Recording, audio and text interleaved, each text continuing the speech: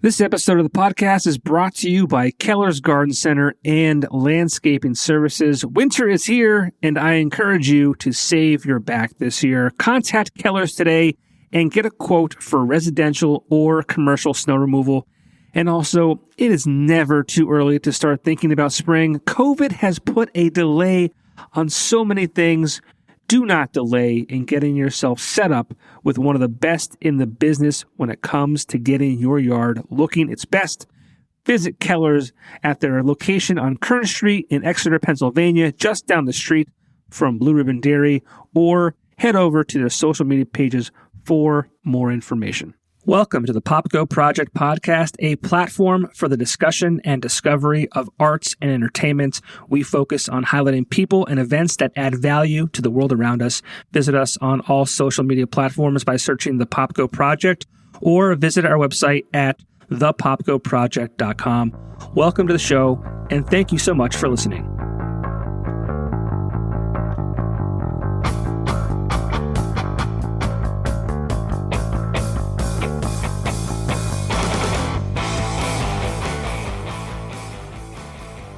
Amanda Dittmar, how are you?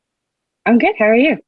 I am fantastic. I feel like I've seen you obviously because we have the internet, but I don't think we have spoken since I left the Weekender back in 2013. That's probably accurate. That's 9 years ago. That's crazy. It's like a lifetime ago. It really is. Amanda, your face still gets red. Yeah, I'll probably still get a little rosy.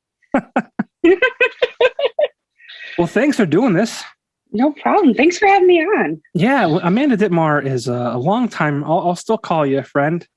We don't talk, but Amanda spent some time at the Weekender back in the day as an intern, and then eventually she was hired full time when I was the general manager. And I would love to hear the stories about that you may have after I left, or not, whatever you want to do. But a lot has happened in the past 9 years since we last kind of talked. And I want to get into it. I mean, I've been having a lot of fun doing these interviews with, previous Weekender employees as part of this podcast that I've been doing. I had a lot of conversations with some awesome people from back in the day. And, I think we had a lot of fun at the Weekender. So. Absolutely. I'm like super excited to bounce in, and you're like the beginning of my little mini press thing that I'm doing for an art show. So. Oh, you're doing a press tour. Okay. All right. You're just using me. I see. I thought we were just going to hang out, but you're just using me. Well, yeah, a little bit of both. We're just going to plug some events here, I guess, huh? Well, let's catch up first, man. I'm kidding. That's why I wanted to create this platform, because I wanted people not only to hang out and have conversations, but also use it as a platform to talk about the cool things that they've got going on. So, Amanda Dittmar, you were an intern at the Weekender to start things off. It was. Yeah. Yeah. I mean, what year was that? When did that happen? How did that start? Okay. So that would have been 2009. I emailed probably Steve Husted back then and Rachel Pugh to get an internship because I needed one for college back when I was at Marywood. So and you chose one that didn't pay. What a fool. Yeah, that should have been the first red flag. This girl will take an unpaid internship. I did too. We're all fools. Yeah, and I stayed too. I interned and just like never left for many years. Now, did you start as an intern? Because I know you're a photographer as well. Did you do design and photography, or did you just focus on design? How did that kind of happen? I was doing design and photography. So back then, I remember my first projects were cutting out the man and model of the week to put on the lovely back pages of the Weekender, lots of hair to cut out. And those were the most the model of the week was the most popular page of the Weekender. Us creepy guys, like we had to see who it is. Absolutely. And I feel like eventually I ended up photographing half of the community for Man and Model of the Week. I was sending out many messages via social media to strangers to come model. Yeah, well, I think when you started doing that and kind of took it over, it kind of took it to a new level. It was more creative in the sense that they were shot on location with nice scenery, as opposed to back in the day when I don't know how it started, but when I was an intern and then even when I got hired full time, we were just taking pictures of girls out at clubs. I mean, I remember people coming into the office and standing in like the hallway against a white wall for some of them. My wife did that. That's how I met Yeah. her. That's how I met her. Yeah. You know, you used it as like Tinder back in the day. Oh, yeah. I dated a couple models back then. Yeah. You know, don't tell my wife that. Oh man, I'm sure she watches. So She doesn't. So it's okay. oh, okay. So you're off the hook for that one. I'm safe. This will probably be the one and only one she watches, and I'll be in big trouble. Absolutely. That would be really funny. I'll make sure to send it to her because I believe we're still friends on Facebook too. I see all of the adorable updates of your son. Yeah, how about that? I mean, well, you see, I used it to my advantage. I had to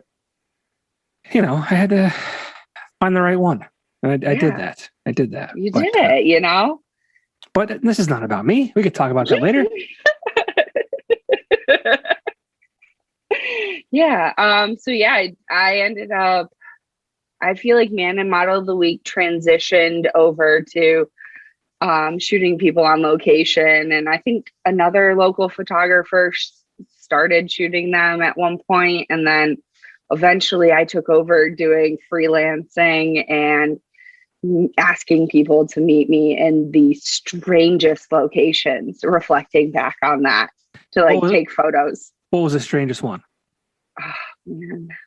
Like I'm talking back alleys of places where I was like, oh, there's some cool graffiti here. Let's go into this like sketchy back alley.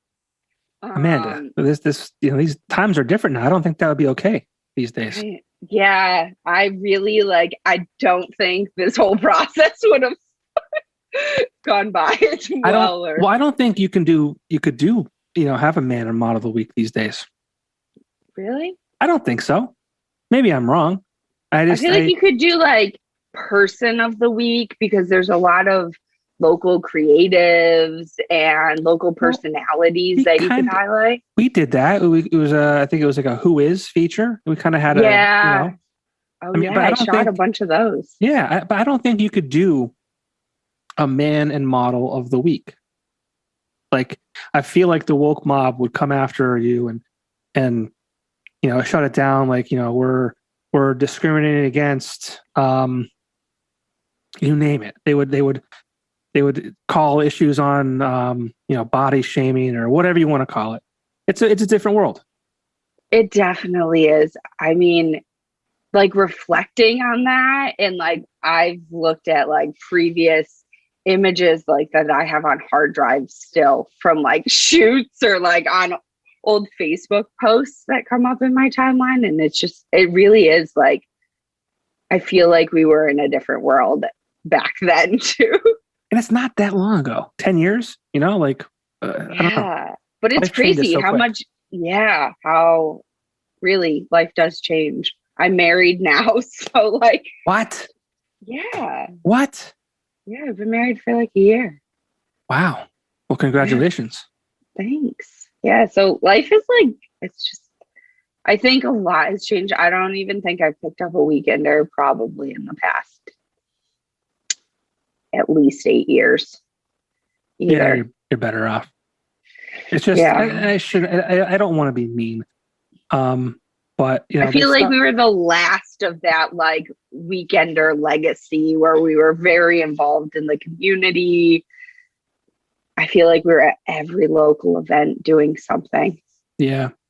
It's a shame because and I don't want to talk poorly about it, but it stopped printing slightly before the COVID virus hit, the pandemic. Mm-hmm. So maybe February of 2020. Mm-hmm. And obviously, throughout the pandemic, it really didn't have a reason to exist because there were no events, there were no, things going on. So it made sense for it to kind of die. And I thought at that point RIP, like it had its run, let it just cease to exist.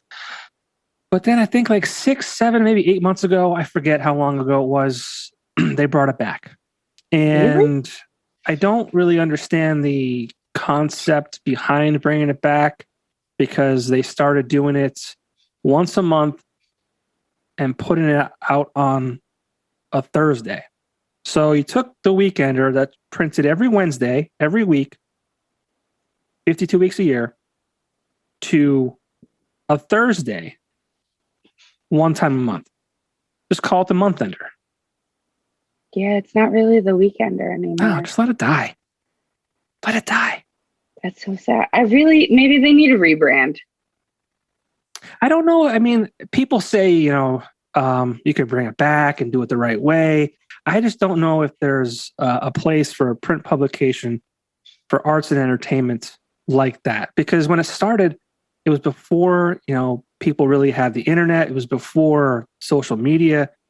The only way to find out what was going on at different places and where things were happening was to pick up the Weekender. It was a magnificent thing created by Jim McDonald, who I had on. But it doesn't make much sense in today's landscape. Digital age, yeah. Yeah. Yeah, it really has changed. I feel like Instagram was just really starting when I went full time at the Weekender. And by the time I ended up being like the creative director there before I left. But like social media and like Facebook was around because we did promote stuff on Facebook and stuff, but people still picked up the Weekender. I remember like back then, like the boxes would empty out sometimes, and it was just, yeah, it was awesome. It was a great thing to be a part of. I wouldn't be where I am today without being a part of that. So I'm very thankful. That's why I wanted to do these podcast interviews to kind of just have like a time capsule of the people involved and just kind of hear their stories. And I'm a very sentimental person. But let's go back to, you said you were an intern doing models of the week and men of the week and things like that. How did you transition from intern to full time?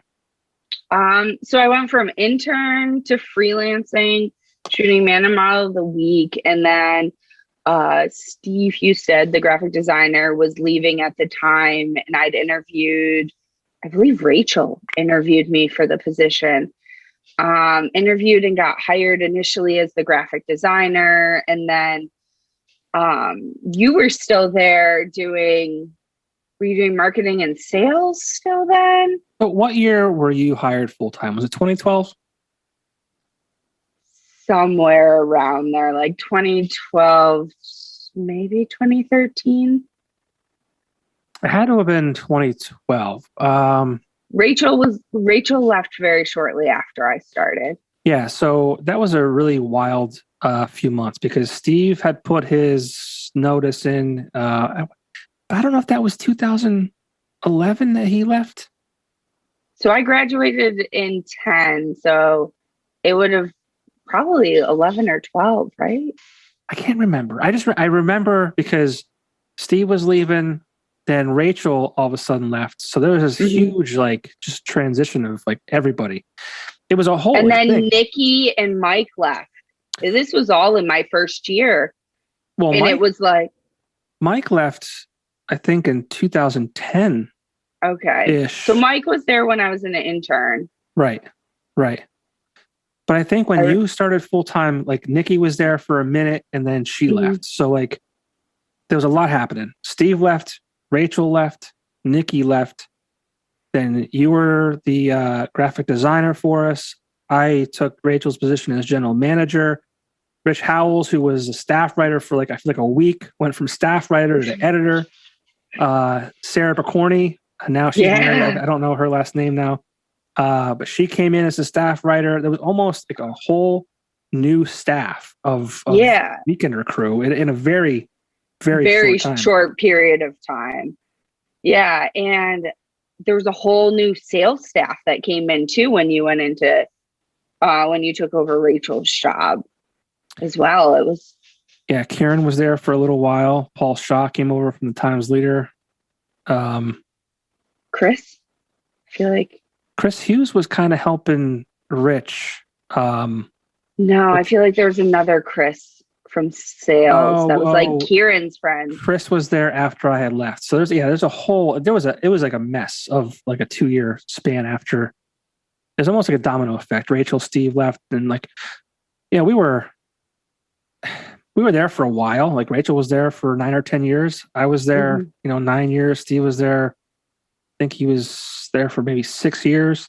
And then all of a sudden there was a new faces to the Weekender. And I don't think that had anything to do with the downfall of it. It was a lot. I think the internet was most of it, but and ownership and some management too. But so yeah, you jumped in as the graphic designer. I mean, that was your first full-time job, kind of, sort of? Second one out of college. But like, I was making a lot of design decisions and making a lot of the visual decisions for everything from our like ads to pages. I was designing pages too, and like the covers and any editorial creative.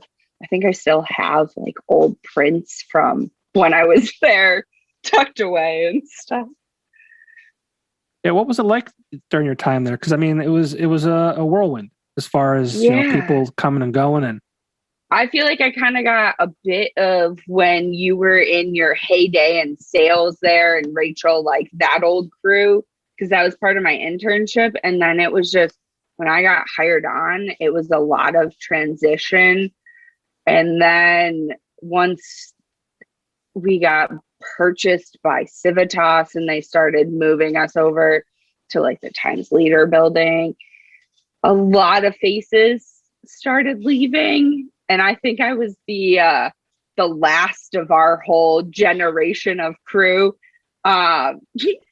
Jokingly, I laugh now, but like Rachel's hand chair, I have it in my apartment. Really? It's like, yeah, I just used it for my photo shoot. Rachel commented on it because I didn't want to leave it there. I was so mad at like, we had all left and everything. We worked so hard to like build and create this really big community thing. And, I couldn't agree with certain changes they were making. So I felt like my face was in the paper. People noticed you in public, and I couldn't keep having my face there in it with things that I didn't agree with. So yeah, when I left, I took the hand chair.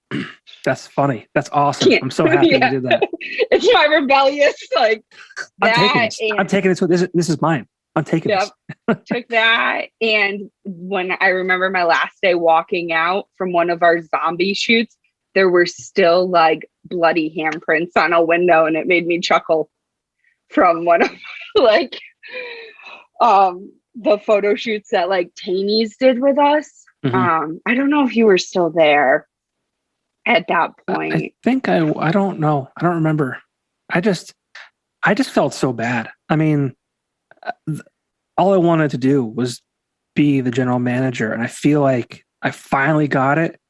And I had a great team in place, and it was almost like a blessing in disguise having like this new crew, because a lot of times when you work side by side with people and then you become their boss, it's really hard to differentiate that hierarchy. Transition. Yeah. And that's such I didn't have to worry about that. Like you were new as like a full-time employee. I mean, you've been around for a while, but Rich was new and Sarah was new and Kieran was there for like a year. Like it was like kind of cool to like start building something, with a new team and kind of taking things forward. And like you said, when Civitas purchased it, it was just, I felt helpless. Like I felt like I was constantly letting you guys down. You guys like, looked at me for guidance, and I'm like, my hands are tied. I have no say. I have no control over any of this. And yeah, like you were saying, every week, because I was still handling sales too when I was the GM. Every week I was saying sorry to one of my customers who I worked with for 9 years and saying, "Hey, sorry, your ad is you paid for a half page and it ran as a quarter page, or you paid for a color ad and it ran black and white, whatever it might be." And it's easy to say, "Hey, mistakes happen, and I'll give you, next week I'll bonus you an extra ad, or I'll make your ad a half page or a full page from a half page," whatever you have to do to kind of, make them happy. But it was every week. And I'm like, every week I'm saying sorry. I'm saying sorry to my customers. I'm saying sorry to my staff. I'm saying sorry every freaking week. And I'm like, I'm not going to let these people who aren't even local to us, they're, I think, North Carolina or wherever the hell they were, who didn't give a shit about us. I'm not going to let them ruin something that I've built for 9 years, my reputation, all that. And I'm like, I'm done. I'm out. Yeah. And then I feel like once you left, it was like a slow fire sale of either them moving and changing and moving like their design team to their centralized location, or just general changes. It turned into something that, like, I understood my reputation as well, and just I had to leave. There was times where I went to Times Shamrock, and I remember there being some like spots open over there for designers, and I remember contacting you saying, "Hey, like, if you're looking to get out," because I knew people weren't happy. So I mean, you were there for as a full-time employee for what, 2 years? I feel like 2 or 3 years. It's such a blur, like from where I am now to like think back then. I want to say it was like 2 or 3 years. I was there and left. And I shoot photography. So like I continued shooting photography after I finally left, because of, I would agree with you. You left because of the changes. And I think I was the last of your staff from the design and content stand that was there before I left. Were you still there after Rich was asked to leave? Yes, I was. He was asked to leave when we were at Warp Tour, and I was left at Warp Tour and got a phone call, and like I did interviews, and I had never done an interview in my life. I was interviewing bands. I forgot to press record on one, did an entire interview, never recorded it. Oh no.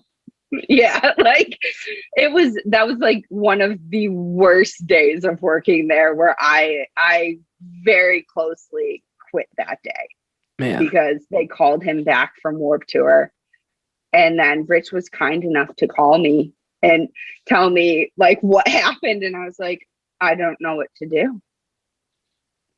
And yeah, and then slowly, I believe I was the last of the Civitas hires. Right. So yeah. All right. So you left the Weekender. You said, "I've had enough of it. This is bullshit. This is not what I want to do. This is not. You're not going to let them ruin your reputation." And then you started doing photography. Well, not started, but you continued. I continued doing photography. I worked as a designer for like local companies, like working in screen print design, and now have transitioned my full-time day job. I do marketing for an e-commerce site, and by day and by night I paint. And I have a show opening on April 1st, which is wild. E-commerce by day, painter by night. Yeah, essentially. What company do you work for? I work for Vintage Tub and Bath. Okay. They're out in Mountaintop. Okay. Yeah, I work in their marketing. That's cool. So, do you like it? Yeah. Yeah. I like marketing. Marketing's fun. Yeah. I wish that, because I majored in marketing when I was in college, but back then you didn't have to, like, I took Photoshop as an elective.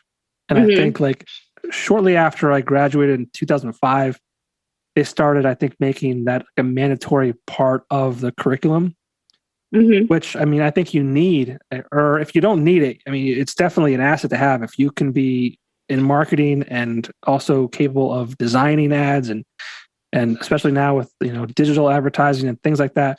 It's such an asset. I think it almost always have to have that now. Yeah. I do tons of email marketing.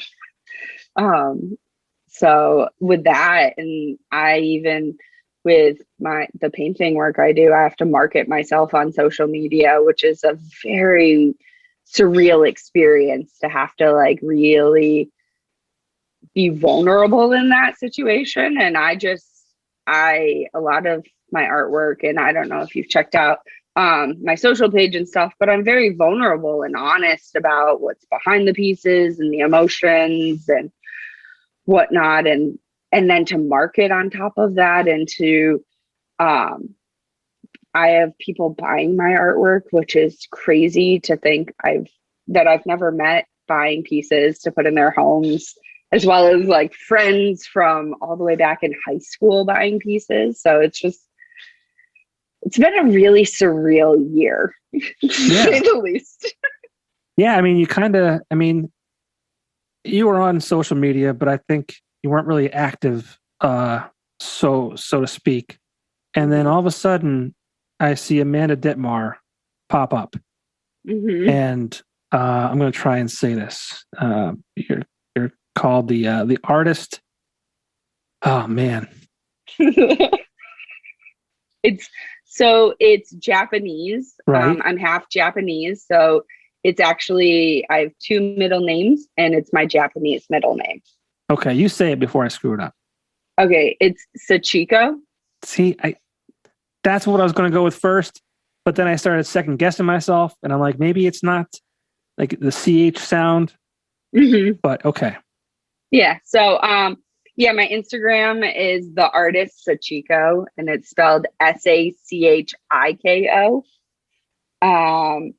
So that's my middle name. I just felt the most comfortable painting under a pseudonym, but still a part of myself as well. So yeah. Yeah, I love that. I mean, I love the your middle name, and it's kind of this. I don't know. It's like this. It's cool. That's really neat. Yeah, it's just different. Yeah, and I saw these paintings pop up, and I'm like, how long have you been working on this? How long have you been setting this up for? So I actually started painting in high school and was very passionate about painting and photography. However, didn't see it as a career path back then.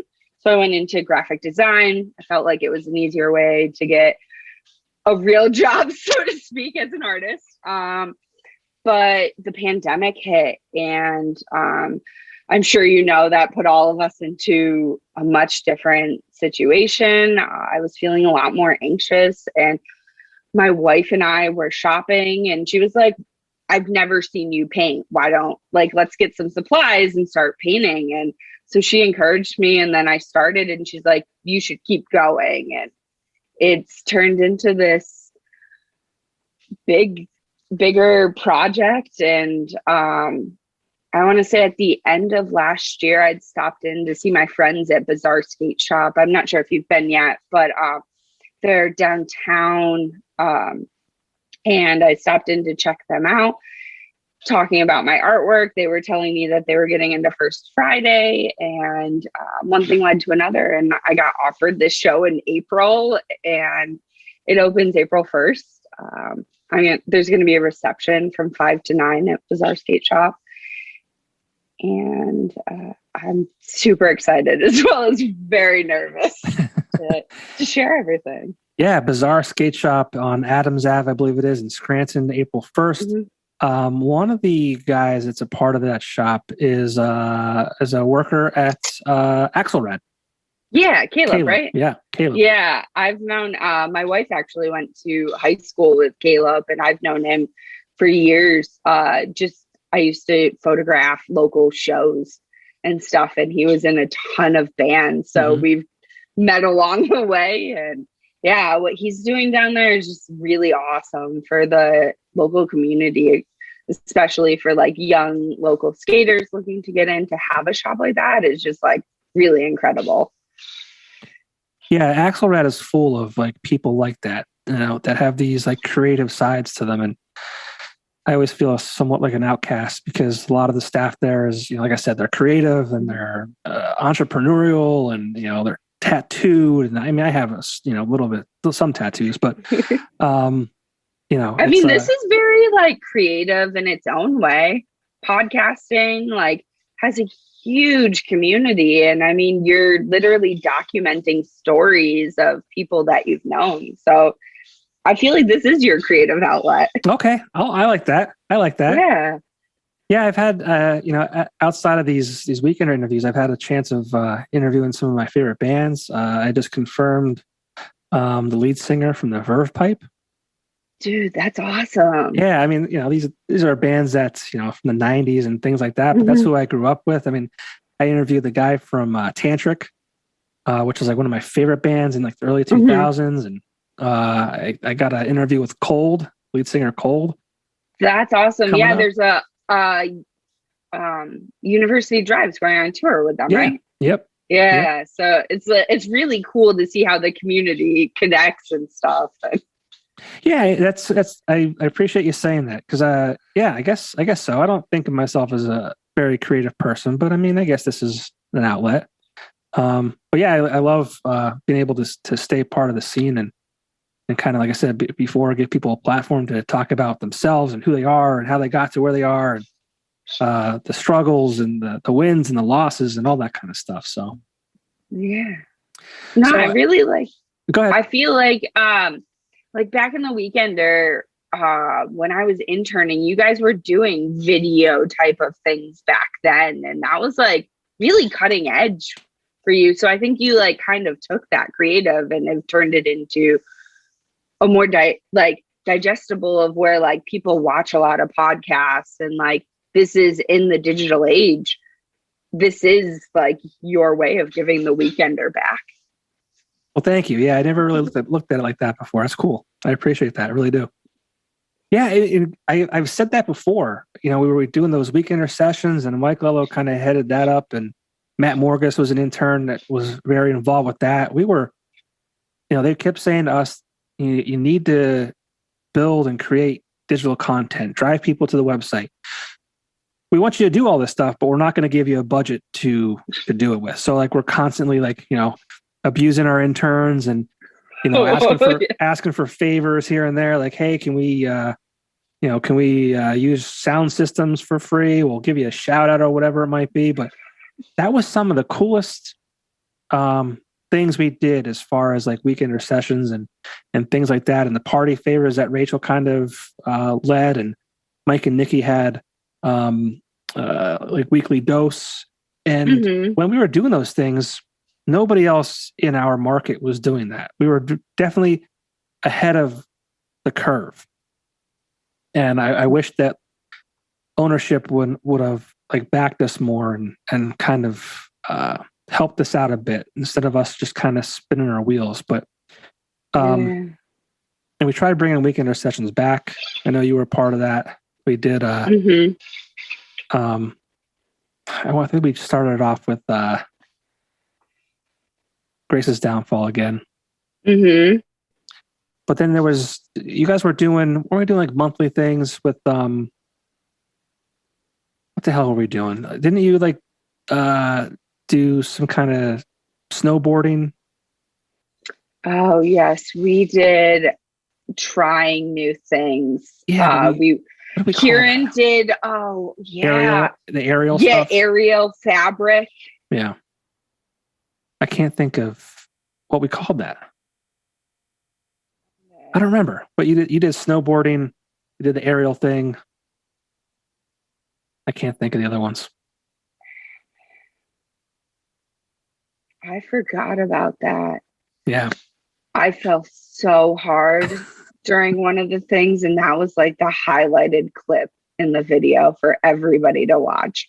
And I just remember getting sent clips of me falling over and over by friends. What was it called? Like, it's driving me crazy. I remember it was music from My Downfall. I could think of this. I can't think of the song's name, but I can hear it in my head. But again, we're trying to do, create digital content to drive people to the website. And the area was really hard too, though, because like even as a salesperson and trying to get people to buy into, sponsorships and, putting ads on the website. So they're like, well, I do ads in the Weekender and that's worked for the past, 15 years. Why would I want to do this internet thing on the website? Yeah, it was weird. If only they knew what was coming. Right. But, we were on the cutting edge. Yeah. Some of those will still exist on YouTube. Like the one at Harvey's Lake, the Weekender sessions we do with the guy from a bunch of the Weekender sessions still. I just like Googled it and you can see a bunch of Weekender sessions, the videos. So yeah, it's cool stuff. Oh well. Man. What was your favorite part of the Weekender? Favorite moment? I feel like we had so many wild ones. I had a ton of fun at some of the man and model of the year parties. Yeah. When I was there, it was a wild party. We had some good parade day. Yeah. Yes. I think my first day of work, I was shooting the swimsuit edition. So that was like just to dive right into your first day full time. That's cool though, right? I mean, think about that. Like out of all the jobs you can have, right? You have this job where you're photographing half naked women, half naked men. Yeah. That's it was the hotel right across the road too. Yeah, pool at Genetti's. Yeah. That pool. There was a time when I think it was like 2006. I want to say there was a time they tried to make that pool area like an after hours type, like nighttime, like this cool vibey club. Really? Not a club, but like somewhere to go. Mm-hmm. I remember Rachel called me late one night. She's like, "Hey, we're going to pool at Genetti's. Josh Rosenblatt's going to be there. Big Rob's going. Like, you got to go." And I remember I was like, "No, I'm not going out. There's no way." She said, "All these guys, everyone's going to be there. You got to come." And I did. Mm-hmm. I'm glad I went. We ended up swimming late. It was late. It had to be after midnight, but it was cool stuff. It was like back then. It was such a fun environment to work in. Yeah. Too. I was always worried that it was going to spoil me because you get a lot of freedom. No one was like watching you punch a clock or anything like that. So it's like, I was worried that I would go from that to like a real job. Mm-hmm. And I kind of happened. I left the Weekender. I went to the radio. The GM I had at the time was a friggin' nut. He was like a squirrel. Like he saw something shiny on the wall and he'd be like mid conversation with you and he'd be like off, like walking the other way. It was real bizarre. So I left that place. I went to eBay for 6 months, which was a nightmare in itself. Mm-hmm.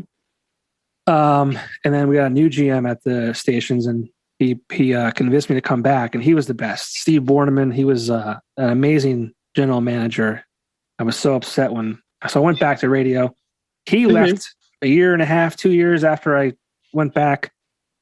And then we were GM-less for a little bit. And then we got a new GM, bit of a micromanager. And I'm like, I'm out. Yeah. But now I'm at Axelrad. So it's kind of like I went back to the Weekender as far as like, we're not watched all the time and kind of have creative freedom to do things. And the ownership kind of empowers you to just make your own decisions and move the company forward, which is really great. That's awesome. That sounds like a very much your vibe and like allows you to like take that ownership to like build something of your own, a part of something. You know? We just celebrated, I think it was a year now. There's this cool video that Tyler Rice made. Just put it on Instagram. I don't know if you'll be able to see it or not, but it's That's the old building and the new building. Mm-hmm. Crazy how we transformed it. Yeah. Right. But yeah, it's really cool.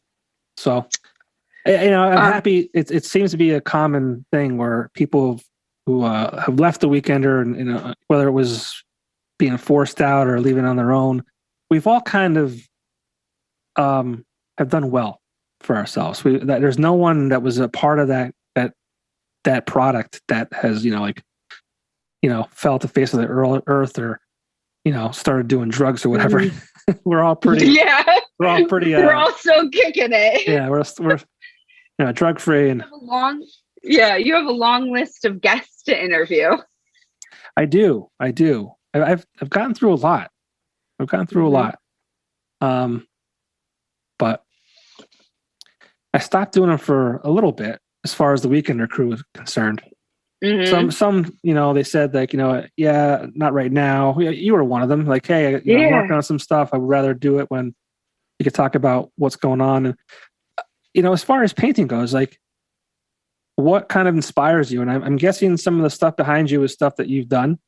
Yeah. So this piece behind me is actually the feature piece in my upcoming show. And the other piece you see was my wedding gift to my wife. But I describe myself as a queer Asian American abstract artist. I paint emotional experiences is the best way I describe it. So I have painted about my personal struggle with anxiety, trauma from my childhood, just experiences that we probably as people all experience in our own ways. But I found a way to share my personal experience openly so that like others will feel more of a sense of community and less alone and would find things to relate to, because I feel confident enough in my art to share that level of getting so personal with myself and what I experience.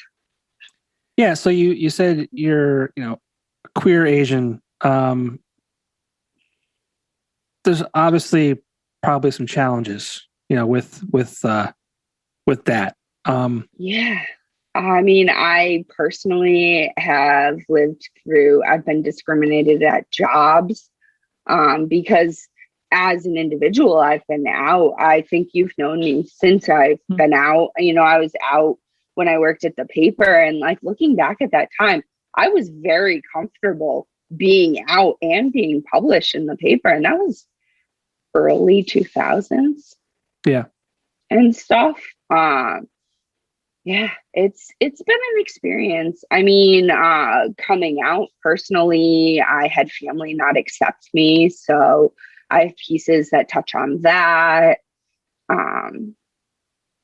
And just it's an experience. And especially I grew up in a very rural area in upstate New York, and I'm half Japanese. And in that area, I visibly looked like a minority. And so I was treated as such in certain situations growing up that like you don't think affect you, but those scars do stay with you when you're called, derogatory names and stuff like that. So, now I use that as inspiration for pieces and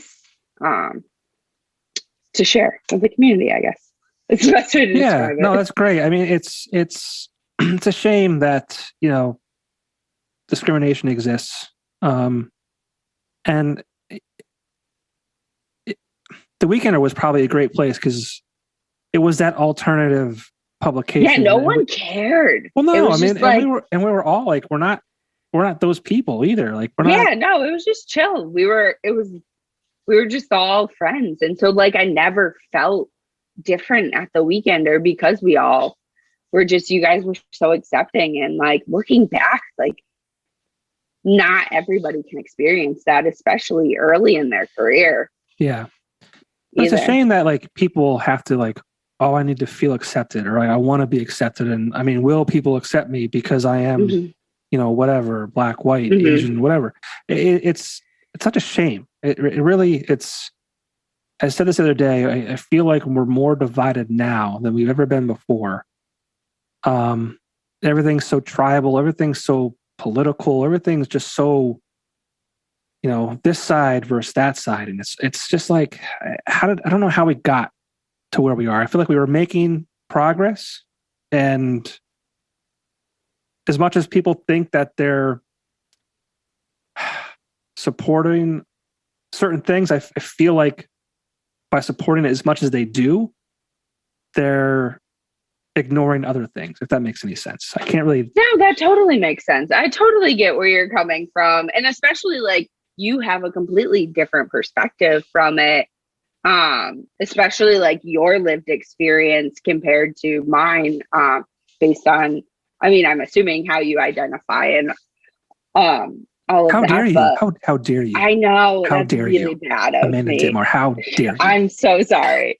But knowing you for as many years as I've known you, it's just like to be able to view it from your perspective, and then you also know me as a person, and then you get to kind of see some of my perspective of life as well. I do feel that like sometimes we're very, very divided as a society, and like I try to use my art as a way of communication to bring people together and show that we are very similar, whether you are straight, gay, however you identify, however you believe. I'm sure there's some type of experience that I have lived that you have also experienced. Yeah. How old were you when you came out? Ooh, I was 19. I was in college, so I came out late in life. Did you know for a while? I knew for a very long time. And I mean, I've kind of had two coming out. So I came out first as being a part of the community, but now recently, and I think the pandemic kind of allowed me to have a lot of time for personal reflection and stuff. I also now use they, them pronouns because reflecting on myself felt that a non-binary identity better encompassed how I view myself as a person, because I didn't necessarily feel one way or another. I'm just me. That's the best way I describe it. So finding something that best encompasses that was also an experience as well. And there are pieces within this collection that kind of talk on that more. Okay. So yeah. Can you elaborate? Cause I don't know if I'm, ignorant or what it might be, but the whole pronoun thing, you see a lot of people put in their social media profiles, he, she, you mentioned they, them. What does that mean exactly? So I can tell you what it means for me personally, but I mean, I would say most people, it's a conversation you should have with anybody. So I use she, they pronouns. So either I've used she pronouns my entire life. However, I feel that they better or more encompasses how I feel as a person and how I identify as a person. So, I mean, because I'm so used to using she, it doesn't bother me. Most people use she pronouns for me. However, I do use they, them as well, because I do feel that does encompass how I identify. Yeah. I always feel kind of poorly. I mean, like, I don't know what it is about me. I just don't like, I don't know if how do I say this without sounding like an asshole? Because I don't want to sound like an asshole. I don't want to be an asshole. It's just a lot. We're very good friends, so I would not view you as an asshole if you say it bluntly, but I've known you for so many years, so I know you don't mean it in harm. Yeah, it's one of those things, like, I don't know if it's my age, and I don't want to, like, adapt. I don't. That's not it either. I just should probably just stop talking. But I think it's important to have the conversations. Yeah, I mean, like the best thing that I can suggest is have conversations with people.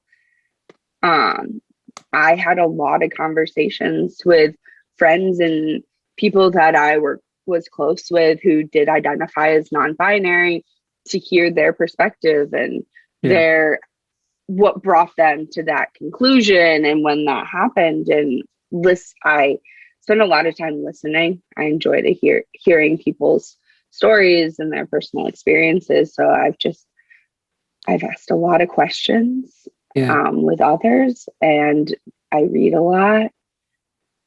So I suppose that I just don't like labels. Yeah. That's just, me. I mean, because I don't see you as.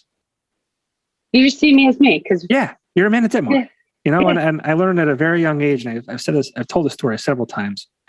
When I was very young, maybe 5 years old, maybe 6. I don't know the exact age, but I was at my house with my parents, and we had these calendars that you would put on the refrigerator, and we got a new one. And I ran over and I went to see the picture that was associated with my birthday month. Mm-hmm. And I said, "Mom, I don't like the picture for my birthday month." Mm-hmm. And she said, "Why is that?" And I said, "Because there's a black guy on it." And that was the moment when I learned that there is no difference. My mom sat me down and she's like, "Whoa, like that doesn't mean anything. We're no different. You shouldn't view, people by the color of their skin and things like that." And that stuck with me for a long time, and I'll never forget that as a very young boy. And I like to think that, I mean, I don't see color. I don't see race. I don't care if you're a man who likes other men or if you're a woman who likes women. I don't care. Like, you're not, as long as you're not hurting people, like what does it matter? Yeah. And I feel like you're very much a people person. And with these podcasts, you're just having conversations. So I feel like you talk to a lot of people. So that might influence the way you just view individuals as their stories and their conversations, less by what society may specifically label someone as. Yeah. It breaks my heart to hear that, you weren't accepted when you were young and when you came out. And I don't know the hurdles you had to jump and during your childhood, and not that we need to get into it now, but I mean, that's like, and I think, having a son or having a child, I mean, really kind of put that into perspective, because I would never want him to feel a certain way, no matter, what he decides to do. And that would break my heart if I knew he was getting picked on for whatever reason. Maybe it's not even maybe it's just kids being kids and picking on kids. Mm-hmm. I don't, let alone like, sexual orientations and things like that. And I think, he definitely changed my perspective and, empathy I have for people. And I don't ever want to see people get hurt. That's a terrible thing to have happen. Yeah. I mean, that's great for you to also, because you're so empathetic, and I'm sure your son has really like brought that on tenfold, especially, like I'm sure when he gets a scratch, you feel every moment of his pain, Yeah. But that also like brings hope for the type of environment that you're bringing him up into, and like knowing like no matter what, your son's going to be accepted with you. Like, that's amazing. And like to have that type of progress from, our parents' generation to where you are, that's huge, especially for someone of the LGBTQ plus community, Yeah. I always say, like, obviously, no matter what happened, if he grows up and likes men or whatever it might be. I mean, I instantly say I don't want him to be like that. And when I say be like that, I don't mean it in a bad way, but like, I don't want him to have challenges. I don't want him to have to like, you know, you don't want him to have to struggle. Yeah. I don't, like, I remember saying to one of my friends, he's like, well, why do you care? And I'm like, because, and especially in this area at times, like we're a little bit further behind and we're in an area that, you know, we're old school and we're old ways of thinking. I'm like, there's definitely like people who would judge him or whatever it might be. He's like, oh no, it's better now. I'm like, dude, what are you talking about? It's definitely not. I mean, I hope these conversations continue to happen. And yeah, I mean, I think we're better than where I felt like society was when I was growing up and young. And there's way more representation now, which is amazing. And I'm trying to use my platform to be as much of like representation for how I identify as well, and trying to use what bit of a platform I have as a way for younger generations to see, okay, there's somebody who might be like me that's comfortable being in public, and like this is possible, you know? Well, Amanda, I don't think we ever talked like this. Yeah, no, we got like a real heart to heart, man. Yeah, I like it. Well, you know, it was weird. I mean, you don't want to do that in the workplace, especially if I'm your boss and you're whatever. It's like, you know, how do you bring it up? How do you talk about it without, you know, getting HR involved, right? Right. Not that I ever thought that you would do that, because, you know, you're very open about. That's how, you know, and I'll talk about it really quickly. I've been auditioning for a reality show. Oh. They found me online. I thought it was a scam, but I've made it to the finals, and and I had a final interview last evening. And one of the questions was like, how do you feel about cancel culture? And I don't believe in it, because I feel like if we silence people, we're not having the conversations. We're not, you know, if you silence them, they just go away. I think it was Whoopi Goldberg said something on her show or whatever. I forget what it was exactly. Something about the Jewish community or something like that. I forget. But they wanted to try and cancel her. I'm like, well, instead of trying to cancel her, let's talk about what she said, why it's wrong, and like start the education and process. How to go about it at a better way. Don't just like, oh, you're done, you're gone. Let's not talk about you and what you did and what you said and move on from it. Let's have a discussion. But who am I? Who are we? We're just you're Popko. I mean, in this area, you are Popko. I was talking to coworkers and mentioning that I was going to be on this podcast, and they were like, I know who he is. Really? So yeah. That's I wild. mean, people still know you as John Popko from the Weekender. Yeah. It was a funny Dustin Douglas from it was Dustin Drevich. I ran into his dad today at the gas station. He goes, "Are you Johnny Popko?" I'm like, "Are you Dustin's dad?" That's great. Yeah, it's funny. I just remember the beard icons that we did for marketing, and that image of Kieran from Step Brothers was golden. That was the best. That'll pop up in the Facebook memories, and I'm like, I don't think people appreciated this as much as they should have. It was so good. It was so good. It was so good.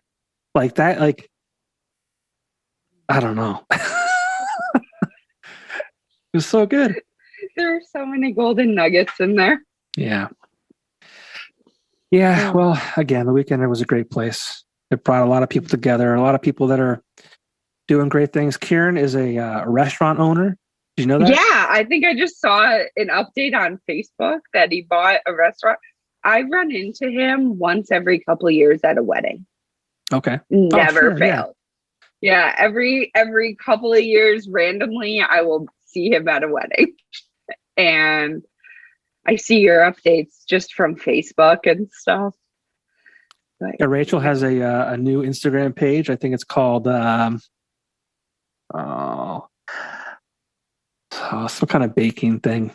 She's gonna kill me. Gonna kill me. I should know this. Oh She yeah. told me yesterday. Something about baked bread and breakfast. Hold on, I'll find it. Let's talk about it here. Let's talk about it. I bake bread and breakfast. New social media page from Rachel Pugh. I'm gonna have to check that out. I did not see that yet. Yeah, she's got 35 followers. We gotta get this up. Let's get her to 100.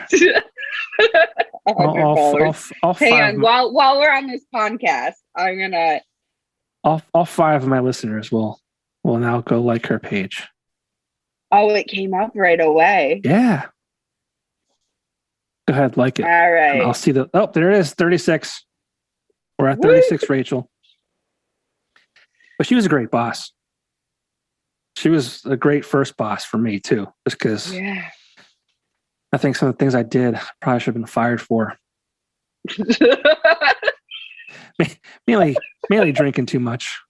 But thank God she didn't fire me. Yeah. I mean, where would we be now? We'd be nobody. I know. I think every Christmas, there'll be a photo pops up. You were away. I don't know if you were on vacation during Christmas time, but I put a 4-pack of Red Bull on your desk. Yes, I remember that. And it comes up on your timeline. Yeah. So I wrote, for my favorite Asian, and I'm like, is that? Can we say that now? Is that incorrect these days? I don't even know. Oh man, that's amazing. I didn't even remember that the just said that. That's amazing. Yeah, you are. I know. I am. That's funny. Oh yeah. Well, I hope you can come to the show, man. Yeah. So April 1st. I've been meaning to get up there to hang out at Caleb's shop. So I'm due to get up there. I'm gonna put it on my phone right now, so I at least have a reminder. Yeah. So the reception's from 5 p.m. to 9 p.m. Yeah. Everybody's welcome. Dittmar. Open to the public first Friday in Scranton at Bazaar Skate Shop, Adams Ave. Amanda Dittmar, the artist, Sachiko. Yeah. You did it. Did it. Lots of practice. All right. Dittmar art show, we'll call it art show. It's at 5 to 9, right?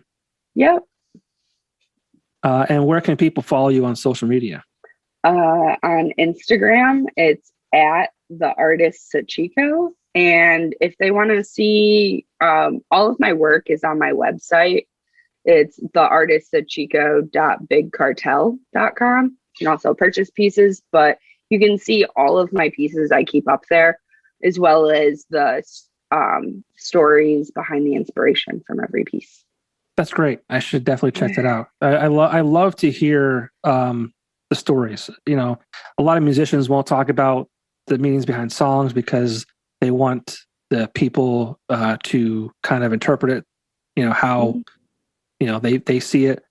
But I always love hearing the stories about music and songs, and I think the same thing might go for artists who paint and things like that. They want to they would like me to interpret it how I would want to, however I see it.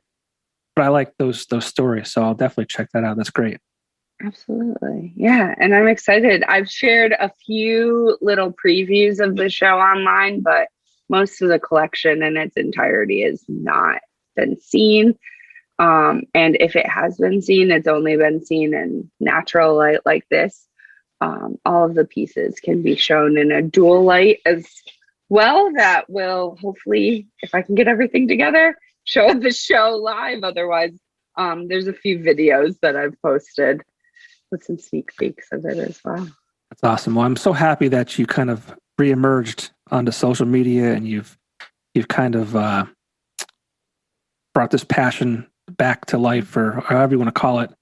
It's really cool to see you expose yourself and show your vulnerability and create these art pieces and create a community where people can, be a part of your world and, Yeah. I mean, I didn't even bring up, I once a month meet up with local artists and do a Zoom session just to talk about art and create a sense of community as well. So, it really has like I'm trying to build a sense of community and that's stuff. awesome. So it's really, we need people like that. We need people having discussions and creating things and that's awesome. Congratulations. I hope the first show is a wild success. I hope that I can make it. I have it in my phone. So that's half the battle right there. Yeah. I'll send your wife a reminder too.